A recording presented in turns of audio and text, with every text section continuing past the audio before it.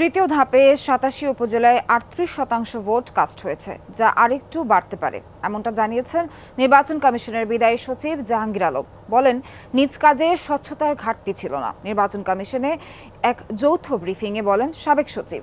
এর আগে বিদায়ী সংবর্ধনা দেওয়া হয় জাহাঙ্গীর আলমকে, বরণ করা হয় নতুন সচিব শফিউল আজিমকে। তিনি বিমান বাংলাদেশের সচিব ছিলেন। ইসিতে কাজ শুরুর প্রথম দিন যৌথ ব্রিফিংয়ে শফিউল আজিম বলেন, মুক্ত সমাজে তথ্য প্রবাহ যথাযথ না হলে তা দূষিত বায়ুতে পরিণত হয়। সবসময় স্বচ্ছতা বজায় রাখার প্রত্যয় ব্যক্ত করেন তিনি। বলেন, সাংবিধানিক প্রতিষ্ঠান নির্বাচন কমিশনে এসে তিনি কৃতজ্ঞ। জনগণই সব ক্ষমতার উৎস উল্লেখ করেন নতুন সচিব।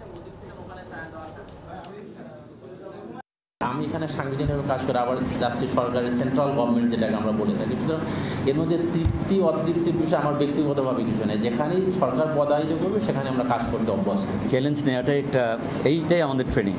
কারণ নির্বাচন কমিশনের সাথে আমাদের সম্পর্ক আমাদের চাকরির শুরু থেকেই। আমি যখন এসিলেন হিসেবে কাজ করেছি, তখন নির্বাচন কর্মকর্তা হিসেবেও কাজ করেছি। আবার যখন আর তার উপরে ইউনো হিসেবে কাজ করেছি, তখন কিন্তু আমরা রিটার্নিং অফিসার হিসেবে কাজ করেছি।